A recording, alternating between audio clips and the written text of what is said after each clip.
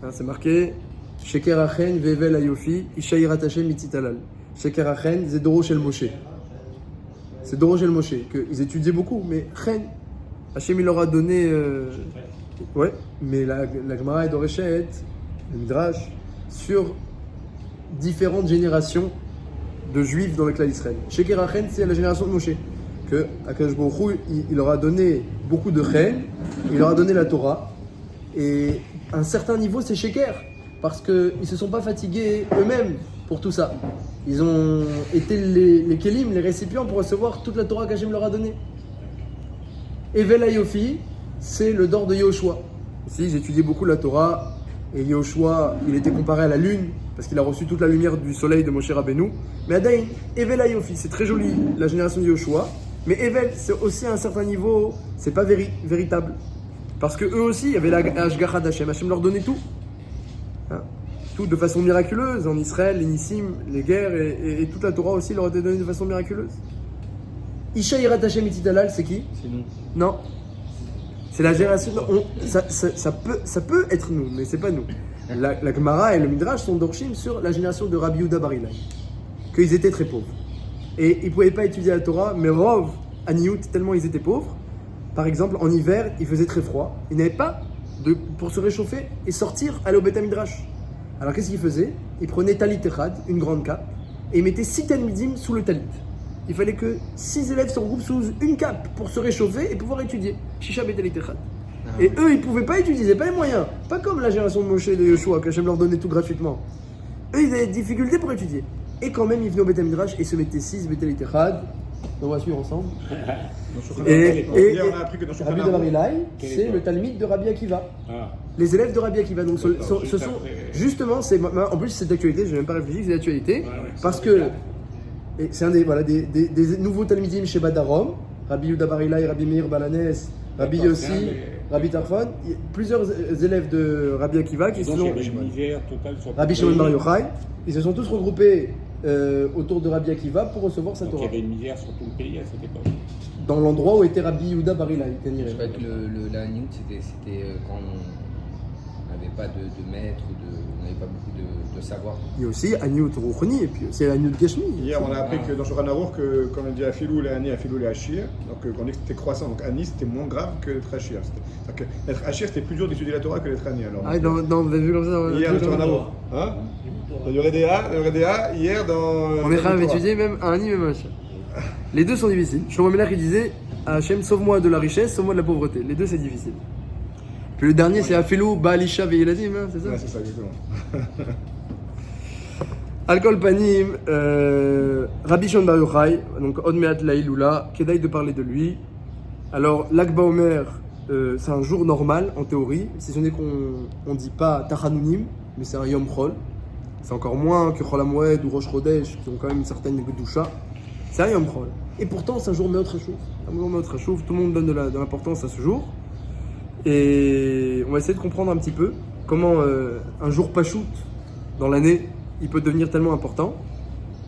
Il y en a qui disent que c'est le jour où Rabbi Shimon Bar Yochai a donné la smicha à ses élèves. Il y a une petite marloquette dans les Ktavim du Harizal. Il y a des Ktavim où il y a marqué que c'est le jour où il a donné la smicha au Talmidim. Et les Ktavim où c'est marqué que c'est le jour de la istalkut, de la disparition de Rabbi Shimon Bar Yochai, où il est niftar. Comme ça, non, mais ça veut dire que oui, mais dans les Ktavim, une fois il est marqué c'est Yom Simchato, et une fois c'est marqué Yom Ilulato. Non, l'un n'empêche pas l'autre, mais c'est manière que le Harizal, il y en a qui disent que c'est un petit peu une stira, Bedivrari. Des fois il dit Yom Simchato, des fois il dit Yom Simchato, des fois il dit Yom Ilulato. Quand on dit qu'il s'en va, c'est. Ou Yom Istalkuto. Quand on dit qu'il s'en va, c'est Simcha aussi. Oh, alors exactement. Béhémet, voilà. Béhémet, c'est un peu meyouchad cette histoire. Parce que normalement, le jour, l'année d'après, quand un tadi qui s'en va, alors on fait un grand deuil. Et l'année d'après, alors il y a Yortzeit ou Iloula, et puis ça peut devenir un jour Chashuv, des fois vous dites même de joie. Mais là, Rabbi Shimon Bar Yochai, tel que c'est écrit dans le Zohar, donc il y a la Hydra Zuta qui parle du jour de la disparition de Rabbi Shimon. Il n'y a pas écrit que c'est l'Ak Baomer dans le Zohar. Mais il y a écrit le Mahalar, le cheminement exact de ce qui s'est passé le dernier jour de Rabbi Shimon. Donc c'est toutes les Drazuta, tout le début parle de ça. Il y a plein de pages dans le Zohar qui décrivent comment il a invité tous ces Talmidim, qu'il y avait tout le monde qui était rempli dans la maison, qu'il y avait le feu qui était autour de Rabbi Shimon. Après un moment il a disparu, après il est monté, après il est réapparu. Et il a dit aux gens de sortir sauf ces Talmidim, parce que maintenant il avait commencé à être Doresh. Et le jour de Seis Talkut, il a été Doresh, il a dit des secrets de la Torah qu'il n'avait jamais révélés. Des choses qu'il n'avait pas le droit de révéler jusqu'à ce jour-là. Et donc, le Zohar dit que c'était un grand Etratson. Alors que habituellement, pour quelqu'un de normal, on va dire, le jour de la disparition, tout au moins l'année où il est Niftar, c'est un jour de din. C'est un jour difficile. C'était un jour de Simcha. C'était un jour où il a révélé Sodot à Torah. Et c'est un jour Meyuchad Meod. Et donc ça c'est un peu Meyuchad, c'est un peu spécial, c'est un peu une exception. Que quelqu'un ait mérité que même le jour où il s'en va, c'est Etratson. Hein, la Gemara elle dit qu'il n'y a que Moshe Rabbeinu qui est parti dans un Etratson au moment de Mincha de Soudachit et David Ameler. Oui. On peut dire aussi que quand un tzaddik comme ça, il donne ses enseignements, il va donner à une cour qui est proche de lui. Mais quand il s'en va, son enseignement, il va dans le monde entier, donc c'est pour ça qu'il peut expliquer. C'est ce qu'il peut expliquer. Mais il y a eu beaucoup de Chachamim, beaucoup de tzaddikim, et c'est pas surtout ce qu'on a vu que le Yom Istalkut, c'était un jour un Etratson. C'était Miyuchad, c'était Voilà. les secrets de la Torah. Ah ouais, c'est vrai. Et ben voilà, on va essayer de voir. Qu'est-ce qu'il y a de grand dans les secrets de la Torah?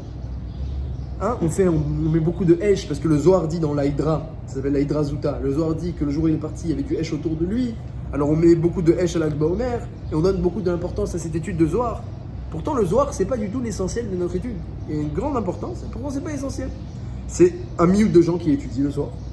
Il y a beaucoup de Gdolim, comme le Chazon Ish par exemple, qui n'a pas étudié le Zohar, les secrets de la Torah. Donc c'est un million de gens, c'est une minorité de gens qui étudient. Et même ceux qui étudient, c'est recommandé que ce soit une minorité de leur étude. C'est pas, ils font pas ça toute la journée. Le rov de l'étude, ça doit être de bien connaître toutes les Gemarot et toutes les halachot pour pouvoir être madrir le klal Israël dans toutes les questions qui vont être posées. Alors que le Zohar, souvent, c'est pas des questions qui vont être posées, c'est l'essentiel du Zohar, c'est savoir ce qui se passe dans le ciel. C'est pas de savoir ce qui se passe en bas. C'est ça l'essentiel du Zohar. C'est le sidour des Sphirot et de la Merkava et de tout ce qui se passe dans tous les Olamot. La Gemara dit que Shmuel, qui était le gars de la Dor, il connaissait les chemins du ciel comme les chemins, comme les rues de sa ville. Mais il connaissait bien les rues de sa ville aussi. Ça, donc à la base, d'abord, il faut savoir qu'est-ce qu'Hachem il attend de toi sur terre. Une fois que tu as bien compris ce qui se passe sur terre, alors tu peux aussi t'occuper de ce qui se passe dans le ciel. Donc pourquoi cette importance tellement qui est donnée au Zohar? Et tout le monde a l'importance au Zohar, ça veut dire qu'il y a un grand kavod qui est fait en particulier avec Baum. Comme ça on verra pourquoi. C'est sur toutes les tendances. Oui. C'est juste les Non, tout le monde donne de l'importance au Sodot à Torah. Non, on ne doit pas étudier trop les sodas. Ah bah c'est dangereux, oui, il y a beaucoup de problèmes qui peuvent découler. Quelqu'un qui va trop vite, qui n'a pas... Tous les Sfarim, à commencer par les grands Mekoubalim, qui écrivent leur Pirouchim sur le Zohar, et le Harizal lui-même, ils préviennent que avant d'étudier, il faut que tu sois rempli de chassou poskim, tu sois tellement rempli de halacha, que tu risques pas de mal comprendre, de mal interpréter, et voilà, il faut pas qu'il y ait un court-circuit, parce que tu étudies ce qui se passe dans le ciel, et après, tu pourrais te tromper dans les coefficients d'importance à donner à ce qui se passe sur Terre. Et donc après, on peut avoir quelqu'un il n'est pas équilibré sur Terre parce qu'il a trop la tête dans le ciel. C'est marqué sur Yaakov Avinu qui a étudié le Zohar. C'est marqué, il a enseigné le Zohar, le Baal Tourim, il a dit qu'il a enseigné tous les Sodot Torah à Yosef Hatzadik. C'était pour ça qu'il a fait la Kedah de Passim. Comme ça, il ramène le Baal Tourim, qui a étudié le Sodot Torah et qu'il a enseigné à Yosef Hatzadik. Mais sur Yaakov, c'est bien marqué que l'échelle, le Soulam, Moutsav Artsa, elle avait les deux pieds sur terre. Verosho Magia Chamila, et la tête dans le ciel. Mais si quelqu'un n'a pas bien les deux pieds sur terre, ça peut être dangereux qu'il ait la tête dans le ciel. Mais Yaakov avec nous, c'est bon. Donc Bekitso, Rabbi Shimon Bar Yochai, d'ailleurs, Rabbi Shimon Bar Yochai, vous étudiez les Mishnayot et les Gemarot, c'est rempli de psakim de Rabbi Shimon Bar Yochai. Rabbi Shimon Omer, c'est Rabbi Shimon. C'est rempli. Donc on voit bien qu'il n'a pas... Donc oui, ça, tout le monde est d'accord que c'est un limoud dans lequel il y a une prudence. En tout cas, on lui donne beaucoup de kavod dans tous les... Ça c'est les Vadaï, on lui donne beaucoup de kavod. Et on va essayer de comprendre pourquoi. L'histoire du feu. Donc Rabbi Shimon Bar Yochai, il est parti dans la Mehara avec son fils, 12 ans. Et après la 13e année, il est sorti au bout de 12 ans, il brûlait tout ce qui se passait tout ce qu'il voyait autour de lui. Avec son fils, tout ce qu'il voyait brûler. Il disait comment Hachem a donné une si grande Torah, une si belle Torah, et vous n'étudiez pas. Et donc dès qu'il voyait un champ ou une vigne, paf, ça brûlait. Hachem lui a dit, vous êtes sortis de votre grotte pour détruire le monde. Retournez dans votre grotte. Ça c'est raconté dans la page Lag, page 33, justement de Maseret Shabbat. Et ils sont rentrés 12 mois. Quand il est sorti, Rabbi Shimon il brûlait plus rien, mais Elazar et Rabbi Shimon ils brûlaient toujours tout ce qu'ils voyaient. Et Rabbi Shimon ensuite il regardait, il guérissait. Rabbi Shimon il était mitalé doublement. Non seulement il avait arrêté de brûler tout ce qu'il voyait, mais même il guérissait ce que son fils faisait. Jusqu'à que Rabbi Elazar il a vu quelqu'un qui avait 2 hadassim. Il a dit pourquoi tu as pris 2 hadassim pour Shabbat? Il a dit un pour Zachor, un pour Shamor. Il a dit ils aiment les mitzvot les juifs, et il s'est calmé. Il a arrêté de brûler tout ce qu'il voyait. Donc, Rachivout du feu depuis qu'ils sont sortis de la grotte, et le Yom Istalkut, quand il est parti, on dit sur Rabbi Shimon qu'il y avait le feu autour de lui. Comme ça, elle raconte la Hydra. Et tout le monde le voyait, ils ont tous eu très peur, tous les gens, même les gens pshutim, ils voyaient le feu autour de Rabbi Shimon, ils sont sortis de la maison. Et à l'Ag Baomer, on a ce minhag d'allumer du feu, justement pour rappeler la particularité de Rabbi Shimon, et aussi l'étude du Zohar qui est comparable au feu. On va essayer de comprendre cette histoire du feu, pourquoi ça intervient d'Afka pour l'étude du Zohar pour Rabbi Shimon Bar Yochai. Du coup, alors c'est pas un silence, parce que c'était que pour détruire. Alors au début c'était pour détruire, mais après quand il est niftar, le feu qui est venu autour de lui, il a rien détruit du tout. C'était le kavod de Rabbi Shimon. Et Rabbi Shimon ce jour-là il a dit ce qui se passe maintenant c'est le gilouï, comme ça il a raconté dans le Zohar, le gilouï de la Havad Hashem pour moi. Il raconte Rabbi Shimon que Dodi Hamakavar, que j'ai créé avec le temps un kécher avec Hashem, des choses qu'il a jamais dit, comme un Dodi, comme un fiancé et une fiancée. Donc il y avait non, c'était un être Ratson très très meyouchad. Et maintenant tous les tzadikim ils sont venus pour que je monte parmi eux. Comme ça il raconte Rabbi Shimon. Alors Daf Pechet, dans la Gemara dans Shabbat, il y a encore une fois cette intervention du feu. La Gemara elle dit comme ça. Vous connaissez bien cette Gemara. C'est marqué, vous l'avez étudié il y a pas longtemps. Amar Yitzhak bar Avdimi, il a dit Rav Yitzhak bar Avdimi. Veitzetzevu betartit ha'ar. Les Bnei Israël, eh bien, ils étaient regroupés en bas de la montagne. C'est quoi Tartit ha'ar, en dessous de la montagne? Il a dit Rav Dimi, tu vois de là que Mika Kafa, Alem Arkegigit. Il a pris la montagne du Sinaï et il a retourné sur les Bnei Israël. Et il leur a dit Im teklabul Torah, mutar. Si vous prenez la Torah, tant mieux. Sinon, Sham tekvoatre. Là sera votre Gvura tombe, littéralement. Alors, Tosfot demande tout de suite Kafal Amdani, Vafalpi Shekvar Ekdimu, Nasevenishma. Ils ont dit Nasevenishma. Donc ils sont venus au Har Sinaï, ils se sont convertis. Il y a eu Aza'a, Korban, Aza'a, ils se sont convertis. Ils ont fait mikvé, ils se sont séparés de leurs femmes, ils ont fait Shoshet Yemei Akbala, 3 jours de mise en garde pour pas trop monter sur la montagne. Donc il y avait une grande préparation à l'arrivée de la Shrina. On va commencer ici la lecture. Pas maintenant. Voilà, exactement, dans quelques minutes. Et malgré tout, ils ont dit Nasevenishma, le secret des malachim, lorsqu'ils font la volonté d'Hachem, Nasevenishma. Et quand même, qu'est-ce qu'il dit Hachem? Je leur retourne la montagne sur la tête et je vous menace de vous tuer. Demande Tosfot, c'est étonnant. Cette démarche. Dit Tosfot, réponse extraordinaire de Tosfot. Et on va aller voir le Kesher tout de suite avec notre shiur. Shema iyu chozrim keshe iru aesh agdola. Il dit Tosfot, Hachem a dit j'ai peur. Lorsqu'ils vont voir le feu du Har Sinaï, ils vont peut-être revenir sur leur décision. Donc il a mis la montagne sur leur tête.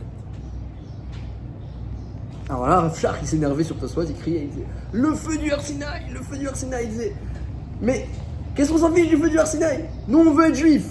Ils ont fait la conversion. On veut la Torah. On veut les mitzvot. Naaseh v'nishma. Il y a un feu ou il n'y a pas un feu, ça change rien. Même si on a très peur du feu du Har Sinaï, Nagid. Mais c'est pas pour ça qu'on va revenir sur notre décision d'être juif. Quelqu'un dit, tu veux te convertir? Oui, je veux me convertir. Tu veux faire la mitzvot? Oui, je veux la mitzvot. Après, tu me montres un grand feu. Il dit, non, finalement, j'ai plus envie de... Découragement. Pourquoi? À cause du feu? C'est le feu ou Non, c'est tu dis, le feu, je le veux pas. c'est la parole Voilà. qui est tellement forte qui. Bah quand même, et même, nous on a pris notre décision, on s'est préparé.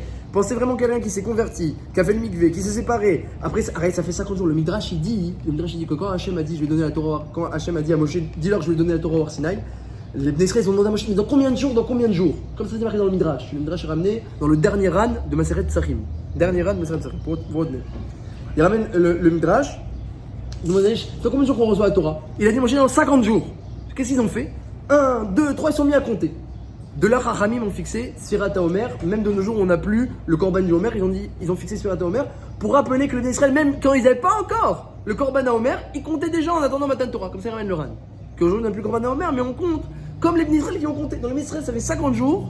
Ils attendent que ça. Ils savent très bien en plus quand ils sont sortis d'Égypte que c'était pour un but meyouchad. Et ils se sont convertis. Ils ont dit Naseh Venishma. Ils étaient une madriga de Adam Arishon la faute. Et ils voient le feu, c'est ah non, on arrête tout. On arrête tout.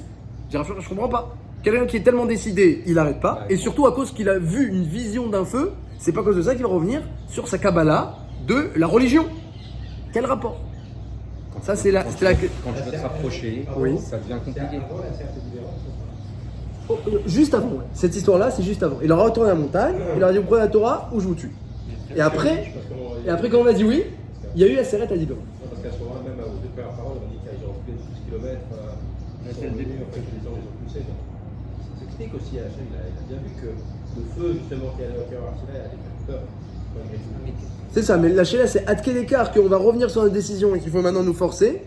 C'est un chidouche. Et surtout, qu'est-ce que ça change? C'est-à-dire, je demande à mon fils, amène-moi un coca.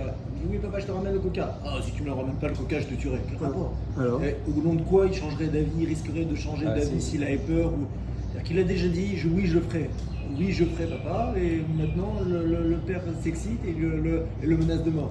Vous dites maintenant qu'ils se sont engagés, c'est ce que Rav Jordan demande, maintenant qu'ils se sont engagés, il n'y a pas lieu de craindre que pour une raison pure ou une autre, surtout une raison qui a l'air un peu superficielle, il n'y a pas lieu de craindre que ils vont changer d'avis. C'est ce que vous demandez. Le Tochen qui est arrivé, le Tochen aurait pu faire changer d'avis.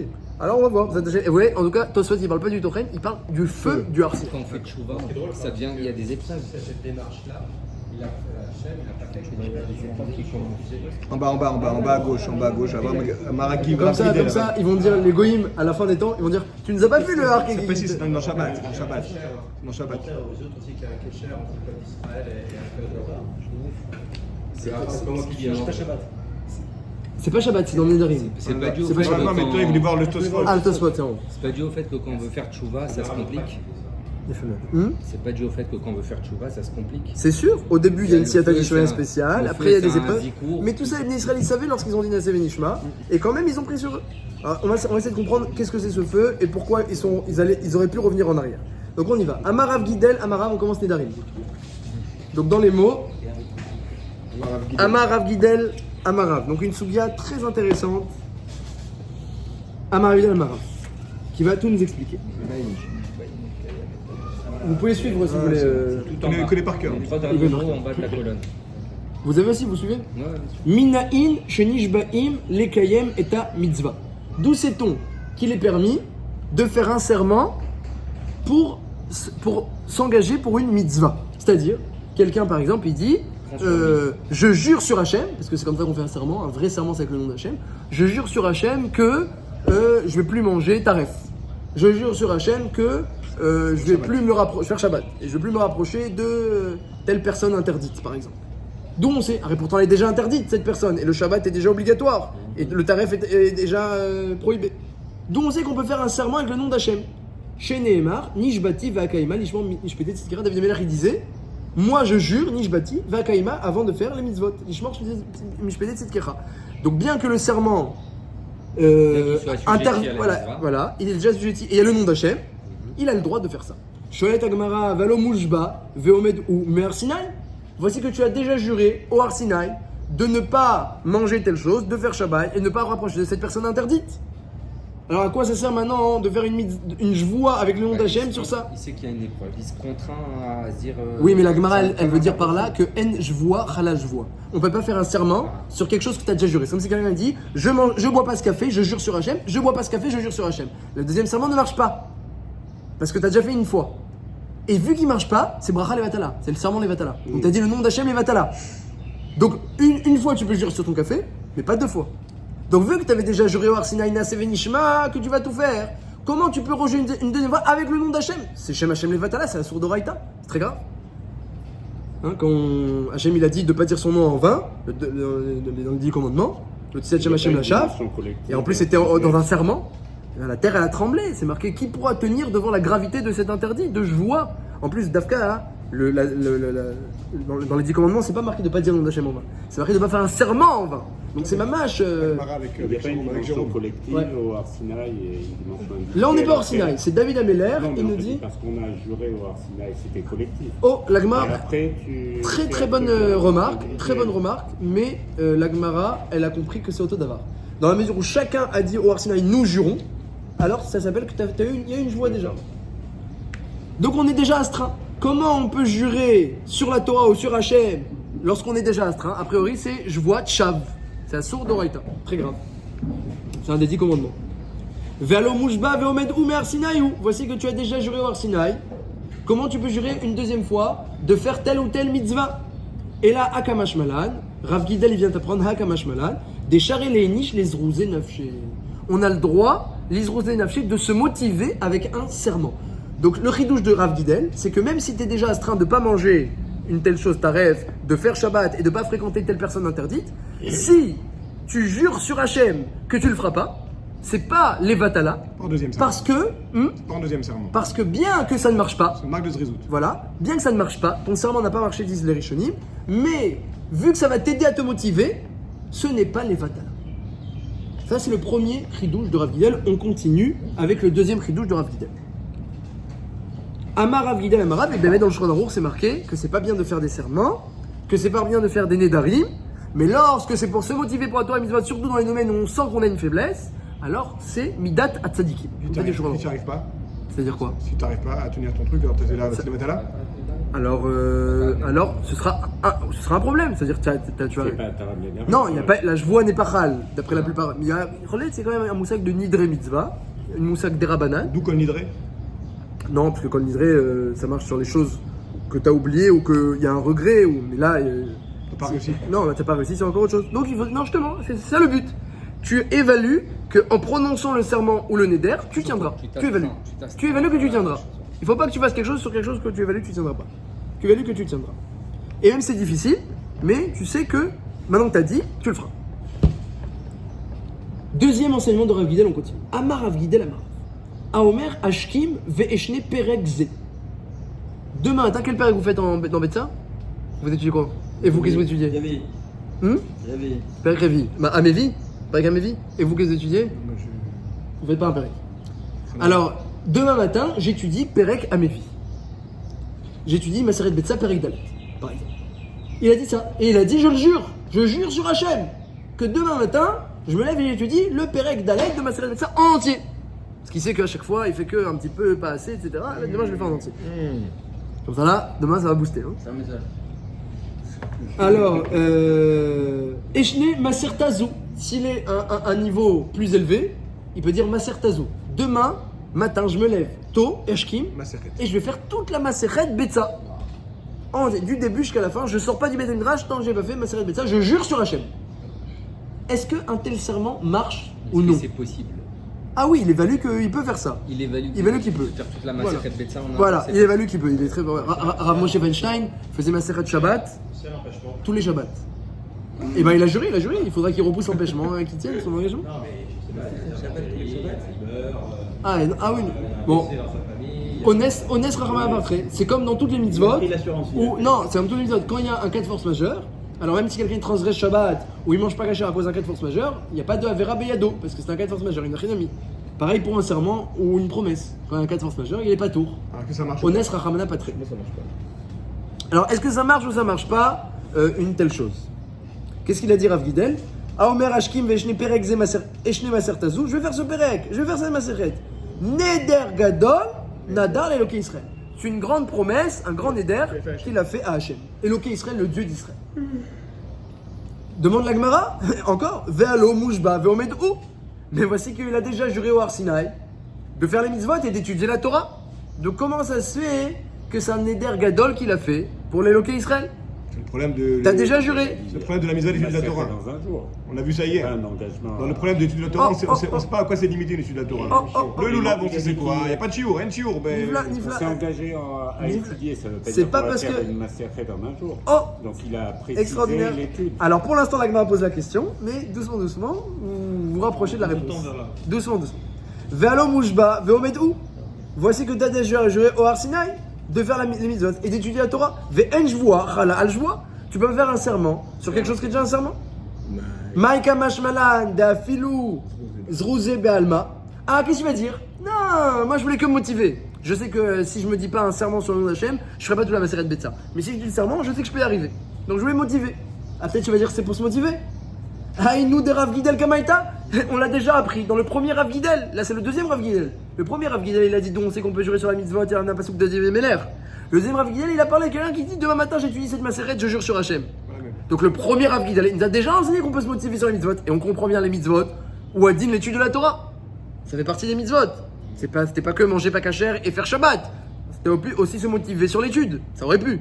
Donc qu'est-ce qui vient nous enseigner le deuxième Rav Gidel? On a déjà appris qu'on peut se motiver. Très bonne question. C'est la question de l'Agmara. Et il répond l'Agmara. On va lire ce qu'elle dit l'Agmara. Après, on va voir qu'il y en a qui expliquent comme vous. Ah, Kamash Malan, viens voir ce qu'il t'apprend Rav Gidel le deuxième.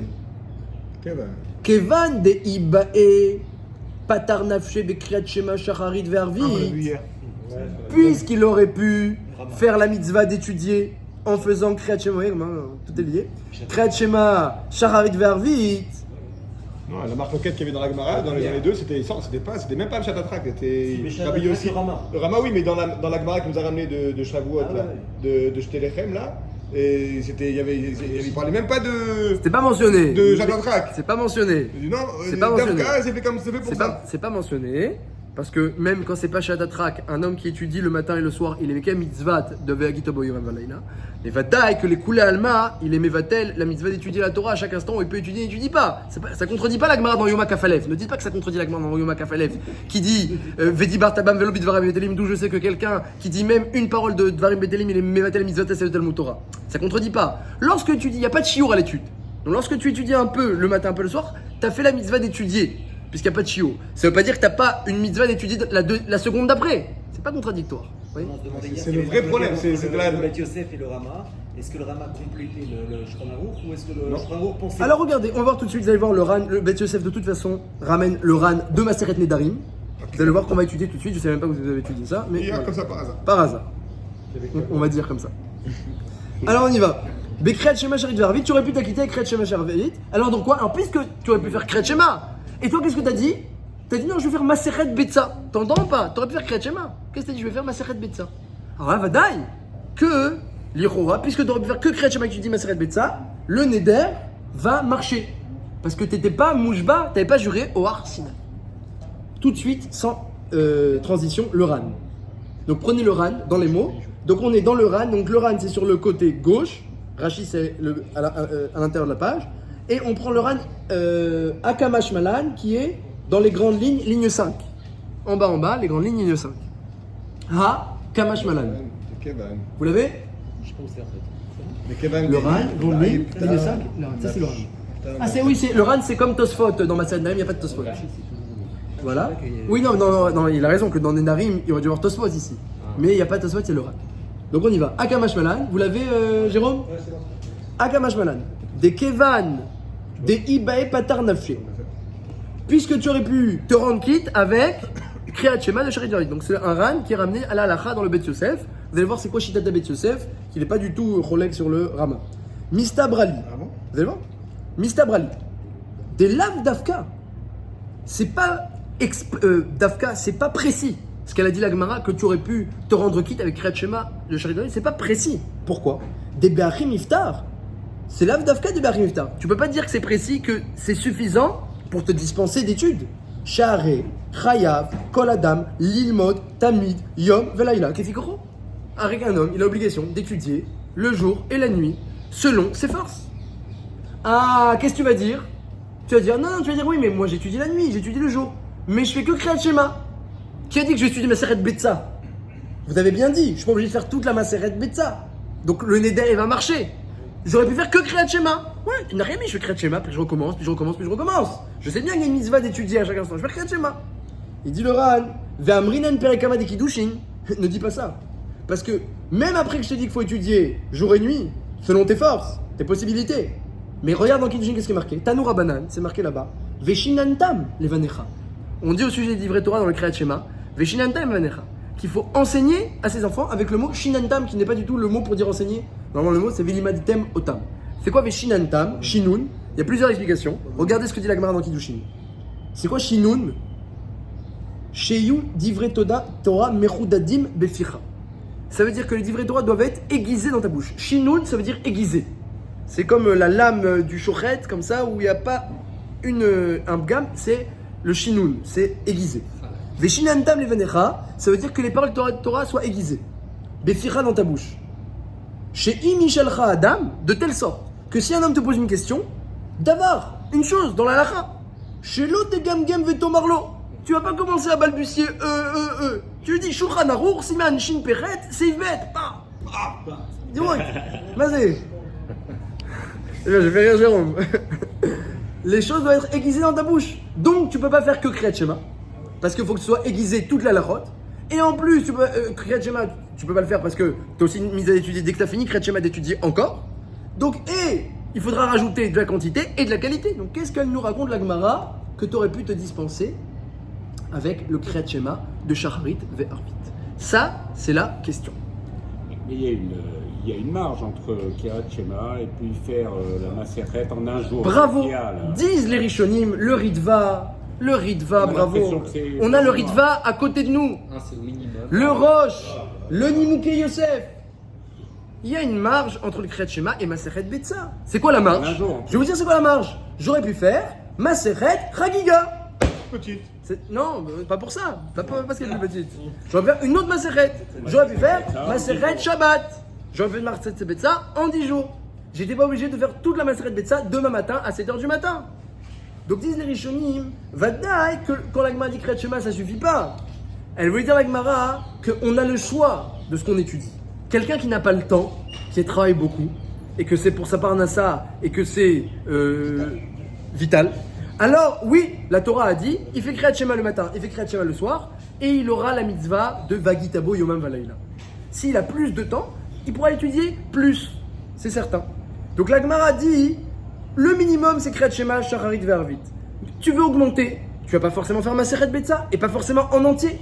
Donc, c'est exactement ce que disent tous les Rishonim, que la Gemara elle veut dire par là, qu'on a le choix dans ce qu'on étudie. Tu viens au Beth Midrash, tu as fait la mitzvah d'Hachem, l'ordre d'Hachem. Après, qu'est-ce que tu vas étudier? Hachem te laisse le choix. Betsa, Chagiga, Shabbat, Tsurba Merabanan. Tu as le choix, qu'est-ce que tu vas étudier?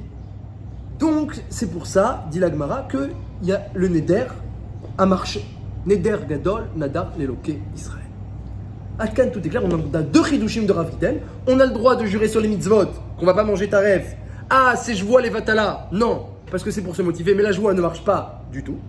Deuxième chidush de Rav Gidel, on peut jurer sur le nom d'Hachem d'étudier cette maseret-là, ce pérec-là. Neder Gadol, Nadar, Leloké, Israël, c'est un grand Neder. Ah, mais j'ai juré au Har Sinaï.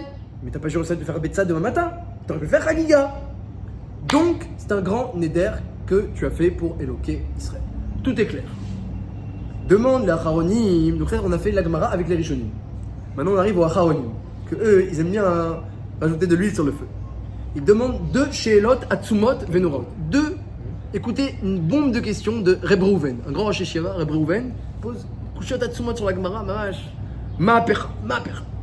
Il dit premièrement, pourquoi il écrit Neder Gadol Nadar Eloké Israël? C'est une grande promesse que tu as fait pour le nom d'Hachem, pour le Eloké Israël. C'est quoi cette expression? C'est une grande promesse pour le Dieu d'Israël. Fallait dire que c'est une Jvoua Gmoura. Tu as fait un serment d'étudier, donc c'est une Jvoua. C'est pas une grande promesse pour le Dieu d'Israël, parce que je vous mets juste dans le contexte. Dans la Seret Nedarim, il y a 2 notions. Il y a les serments, Jvoua, et Nedarim, les vœux. Un vœu, dans la Seret Nedarim, un vœu, c'est seulement sur un objet. Par exemple, ce café, je fais le Neder qu'il me devient interdit comme un korban. Les Nedarim, ça ne marche que sur un chefet. Sur ce café-là. Que sur ce café, ou tous les cafés, ça peut être sur un chefet. Tout le plan de café, le végétal café, le tzoméar café dans le monde, est pour moi comme un korban.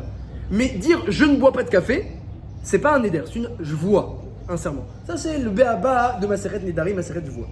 Donc quand tu viens, tu dis demain j'étudie, c'est pas un Neder, c'est une jvoua. Tu aurais dû dire la jvoua, elle marche. En plus, on dit pas pour le Dieu d'Israël, il faut dire que c'est un jvoua. On dirait que j'ai fait une grande promesse à Hachem. C'est marqué Maser Tazo. Ouais, alors quoi? Donc Oui, Maser Tazo. Non, mais il n'a pas dit que c'est comme un korban pour lui. Neder, c'est je me l'interdis comme un korban. Neder, c'est pas de faire.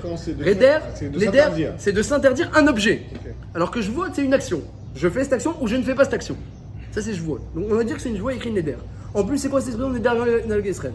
Deuxième question. Et en plus, troisième question, Atsuma, que la Gemara elle dit qu'est-ce que ça vient d'apprendre Rav Gidel? Ah, peut-être pour se motiver?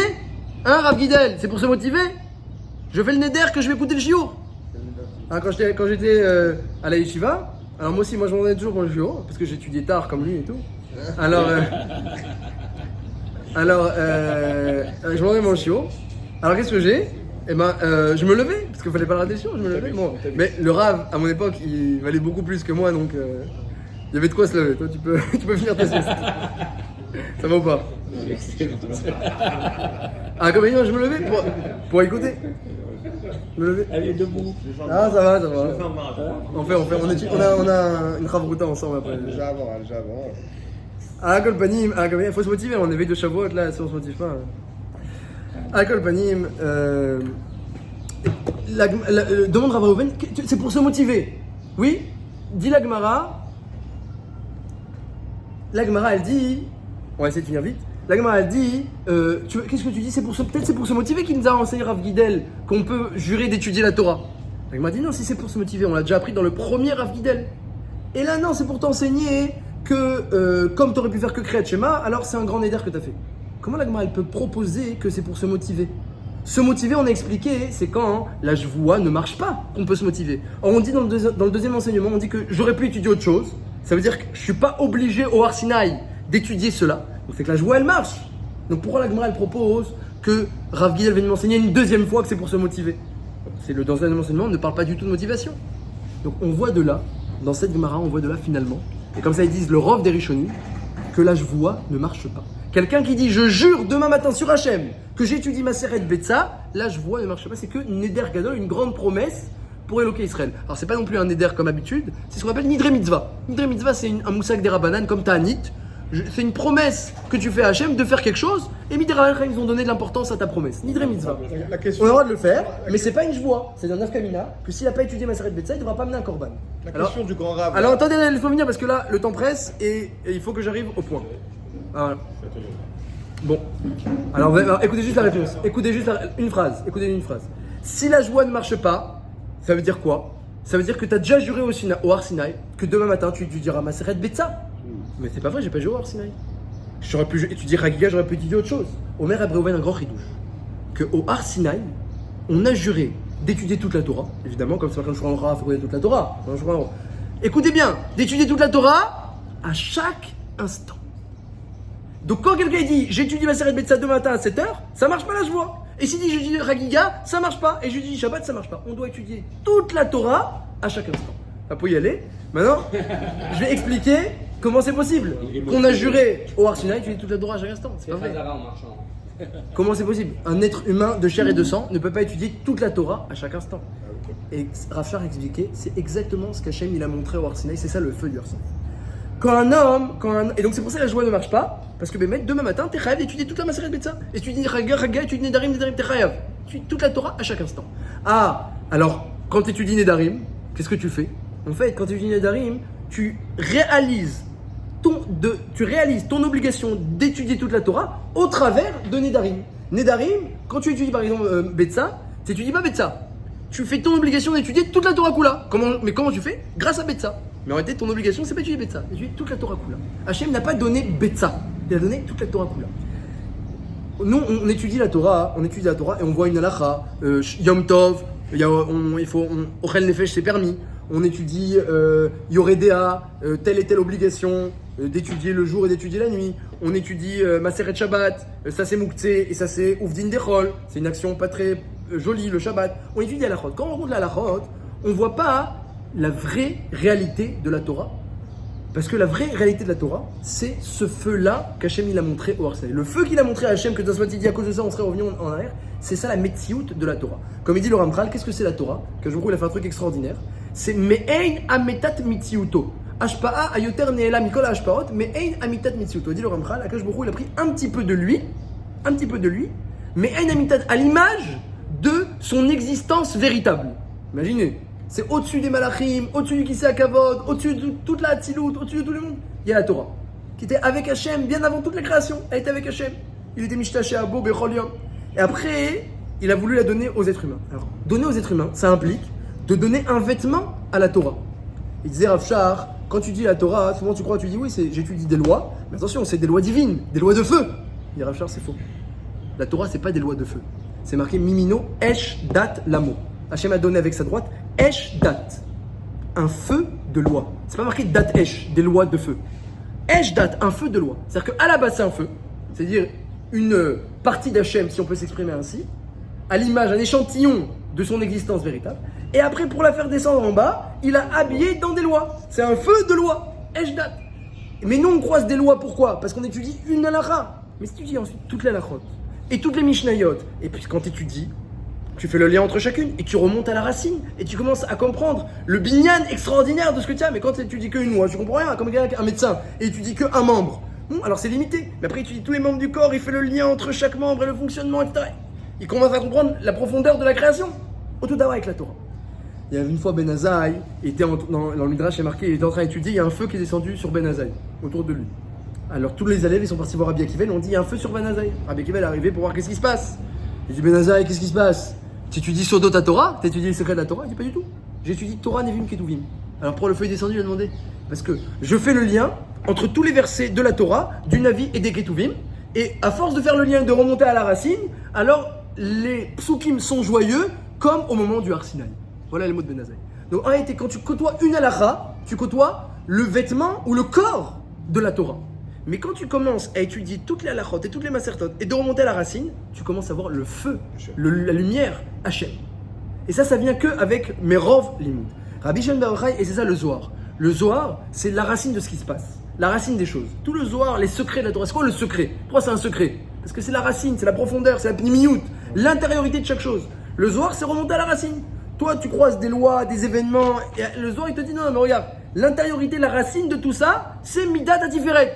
Il te dit une Mida le Zohar, il t'a expliqué avec ça le fonctionnement de 150 000 choses qui se passent sur Terre. Et ça, non, ça c'est Midat Hod. C'est quoi? Comment c'est possible que tu dis un mot et t'as expliqué 150 000 événements? C'est la racine. Mais ça, il faut être au niveau de comprendre la racine de plein d'événements ou de plein de halachot. Et des fois, il prend une halakha, le Zohar, il te dit cette halakha là, il te montre la racine de la halakha. Et ça peut venir pas seulement en étudiant le Zohar. Ceux qui étudient le Zohar, on les représente avec du feu. Comme Rabbi Shimon, Ben Azaï, quand il étudiait Soda la Torah, il y avait du feu. Parce que c'est la racine. Rabbi Shimon bar Yochai, le jour où il est remonté à la racine, il y avait du feu. Parce que c'est justement ça. Toute la vie de Rabbi Shimon bar Yochai, c'était remonter à la racine des choses. Donc, avec le Zohar, avec son étude, remonter à la racine. Donc, quand il est parti, quand il est remonté à la racine, les choses étaient heureuses. Les vraies Torah étaient heureuses et tout le Zohar s'est révélé ce jour-là. Donc c'est exactement la notion de feu. La notion de feu, c'est réaliser la mitzvah de la Torah. Lorsqu'on arrive au Har Sinaï, Hachem ne nous a pas dit d'étudier Betsan et Darim, d'étudier cette halakha-là, cette halakha. Il a dit, est-ce que vous voulez étudier toute la Torah Kula? C'est ça, c'est un package, c'est un bloc. On ne peut pas séparer un échantillon d'Hachem. Hachem Echad ou Shmo Echad. Un échantillon d'Hachem, c'est un. Donc vous prenez le package ou pas? On a dit oui, on prend. Je montre c'est quoi? Il a montré le feu. Hachem, il a vu que les Bnei Israël, quand ils vont voir le feu de la Torah, ils vont dire un être de chair et de sang, il ne peut pas faire entrer en lui le feu de la Torah. Tu m'aurais dit Betsa, j'aurais dit oui, Nasev Nishma, Shabbat, oui, mais le feu de la Torah, si tu le vois, tu vas dire non, Hachem a dit, je vous mets la montagne sur la tête, ou vous prenez la Torah, ou je vous tue. Et toi, tu dis que Mehmet, lorsqu'ils auraient vu, lorsqu'ils vont voir la médecine de la Torah, ce feu-là, ils vont revenir en arrière. Et donc là, ça explique un petit peu ce qui s'est passé. Déjà, la Gemara qu'on a étudiée, elle nous montre bien cette chose-là. Que quelqu'un qui jure demain matin, j'étudie ma Maseret Betsa, la voie ne marche pas. Parce qu'il avait déjà juré d'étudier toute la Torah, donc ça fait partie de son obligation. Et demain matin à 7h, ça fait partie de son obligation. Donc c'est seulement une belle promesse, Neder Gadol dans le pays d'Israël. Et cette chose-là, dit Rav Yerucham de Mir, cette chose-là, cette aspiration, cette vocation, et cette possibilité de faire entrer en soi la Torah de feu, c'est possible que, et ça c'est Hachem qui nous révèle ce grand secret, lorsqu'on a le Har Sinaï sur la tête. C'est-à-dire que quand tu viens en Beth Midrash et que tu te laisses encore le choix, est-ce que je reste pas, si j'ai un coup de fil, si j'ai pas un coup de fil, si je suis en forme, si je suis pas en forme, si j'ai magma, si j'ai pas magma, j'ai mon stylo, j'ai pas mon stylo, j'ai une chavruta, j'ai pas une chavruta. Il y en a, ils ont besoin de 15 conditions avant de bien étudier le matin qui va te Shmuel. 15 conditions. S'ils ont pas, ils étudient pas. Là, t'as aucune chance d'arriver, peut-être une halakha, tu vas faire entrer en toi, celle qu'on dit entre la tefila et Tana Develiahu, maximum. Voilà. Et Shema Israël t'aura fait, ça peut-être. Mais la Torah de feu, t'auras pas. Le feu de la Torah, dit Hachem, c'est seulement si t'as la montagne qui est guigite. Tout à l'heure qui est guigite. Il y a une Gemara, j'étudie. Il n'y a pas de Gemara, j'étudie quand même. Il y a une Chavruta, j'étudie. Pas de Chavruta, j'étudie quand même. Je suis en forme, j'étudie. Je suis pas en forme, j'étudie quand même. Arc et guigite, pourquoi? Parce que ou j'étudie, ou Sham Tekvuatrem, il a dit Hachem. C'est fini. Et ça, Hachem, il l'a fait une fois pour cette génération qui était Shekerachen, cette génération que finalement, ils n'avaient pas tant de mérite que ça. Parce que Hachem leur a mis la montagne.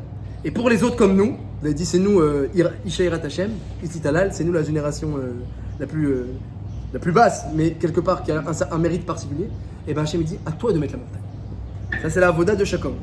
Tu as le choix, tu te mets la montagne ou tu te mets pas la montagne. Mais sache une chose, que si tu te mets pas la montagne sur la tête et que tu comprends pas le tafkid le rôle qu'Hachem te donne, c'est de faire entrer en toi un échantillon d'Hachem qui est toute la Torah Kula. Si t'as pas cette vocation, ah non, ça y est, c'est ma serrette Octine, ça me concerne pas. Comment ça me concerne pas? T'es pas plus astreint à Betsaka Octine, t'es astreint à toute la Torah Kula, à faire entrer la racine de chaque loi au fond de ton cœur. Et tu le peux, mais avec le Hark Gigit. Ça, c'est ce que Hachem nous demande, de nous mettre sur la tête le Hark Gigit et de prendre sur nous le joug de la Et Torah. donc Rabbi Shimon, il avait